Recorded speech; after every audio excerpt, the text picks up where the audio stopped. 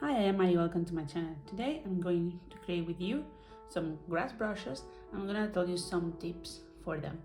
Here is my grass brushes bundle. Well, this is the brush set for grass, and if you're interested, the link is below. And if you're interested in the whole nature package, I also have a special link for this. Okay, so that being said, here for example in this small drawing, what I have here is a combination of these grass groups in the bottom, sorry, and what I use is this forest palette. All my palettes are for free in my Gumroad account, also the link is below. So I'm using different colors to create like like deepness in the drawing. So for example, if the sun is coming from behind, then I use a lighter color on the back, and then a lighter color on the back, and then a darker color on the front. But if your lighting is coming from the front, then you want the opposite. You want the ones on the back to be dark and the ones in the front to be light. And that I either change this, or you can also go monochromatic, which I actually encourage it to learn about shades and about compositions of the drawings. What it means monochromatic is that you use only one color, and I will just change this according to the lighting of the illustration, where the lighting comes from. Okay, but that will maybe in another topic. Today we're going to talk about a little bit more about grass, but I talk about this color changing basically because it is important to create some really nice tips with the brushes. Let me tell you. So right now, these brushes that are stamp brushes, let me show you in a new layer. These stamp brushes is the same size, but there is a slight change on the saturation. So when you put them one on top of the other one, it will create a small, really almost, you don't feel the saturation, but you can change that in the brush settings as well. And you can use the same brush many times with different colors and create that effect of having it. Or you can go to the brush set here and change in color dynamics. What do you want the color to be? So for example, we can increase the saturation, let's say for every time you stamp. So let's see how it looks. So every time you stamp, you get different saturation. Maybe you don't see it in this screen. Let me exaggerate it a little bit more. Maybe this is too much, but you can see here even an example. And you can say it's a bit random and you don't have enough control on it, yet it creates like a more realistic grass with the same type of brush. But this is a stamp brush, so like all these ones have different stamp, then I like to mix them as well. Let me change the color here so you can see this one. I like to mix them and play with them with different saturation and different brightness as well. Okay, that is one of the tips I like you to practice this, to change the colors and to change the shading. Now, there is another type of brushes I really like. There are these ones, and these ones are created with the idea of having that like bush. It's like a small bush, and we can like change the lighting in some areas, you can see, and then like combine them. We can go back then here and combine to have like bright spots in some areas, and then we go back to dark again, and then you can have different shadings with the same brush. I really like this brush a lot. So that being said, we are going to try to create one of these brushes. The most simplistic one will be to have wild grass, that is these ones. I have here a bunch of wild grasses, and I will tell you the way I create them, basically.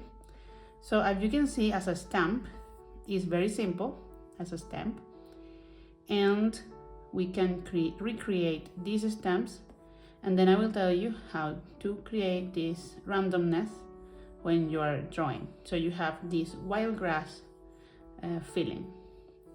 So let's create that.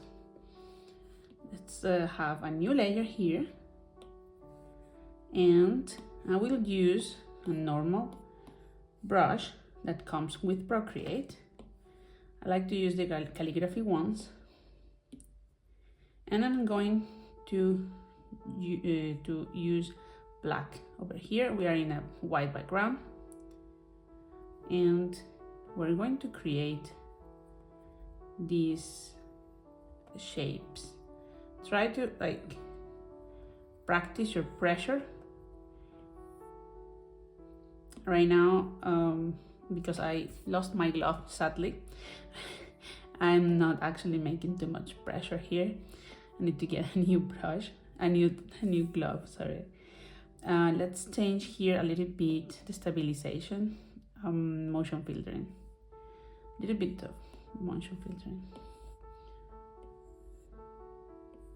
And we can change the pressure there. I like that.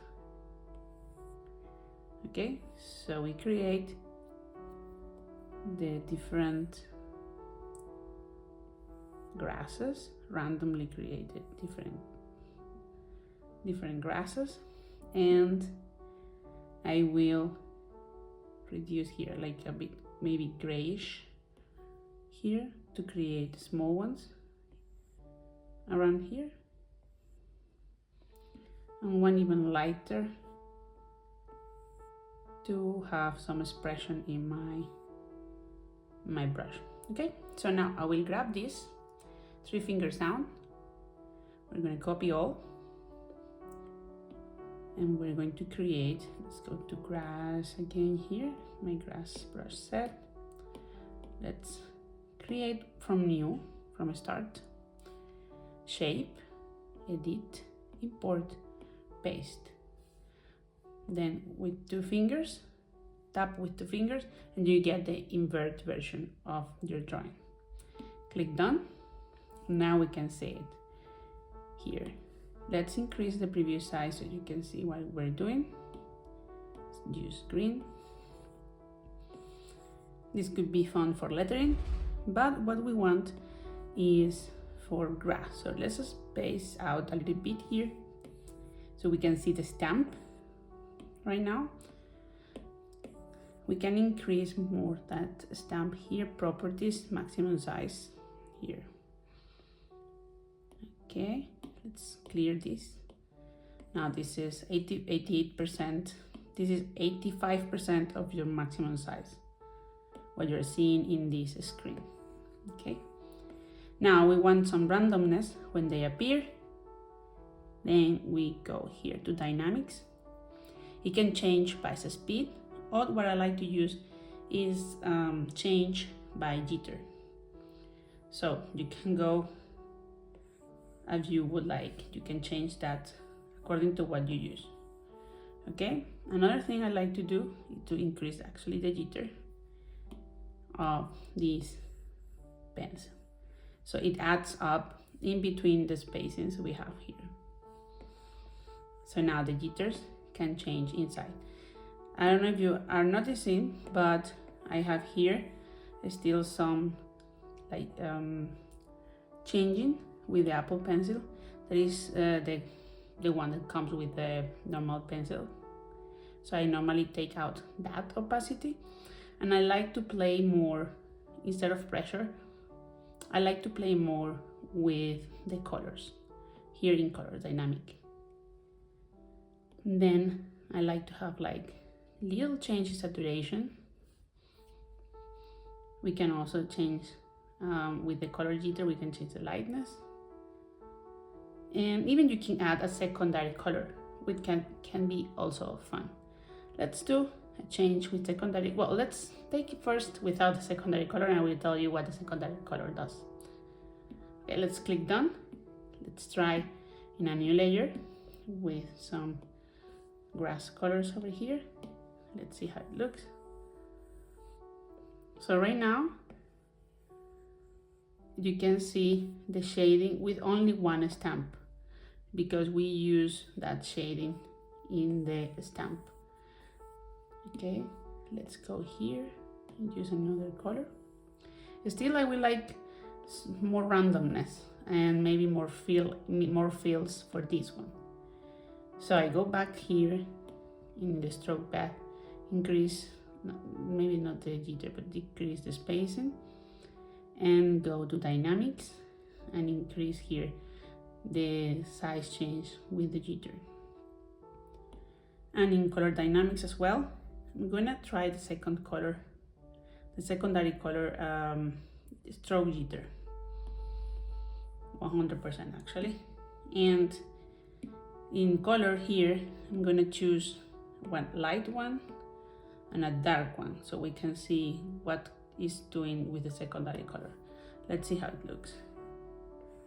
So every time you press and every time you move, you have that secondary color appearing, and now it's even more randomly for some nice effect with your grass. I recommend to think about your drawing from back to front, because then you can move forward and see what your drawing will look here, what your drawing will look on the back. And that way you can play with these colors for your grass. So these are my tips for today, and if you're interested how I created all these grasses, well, let me know in the comments. I would love to show you more.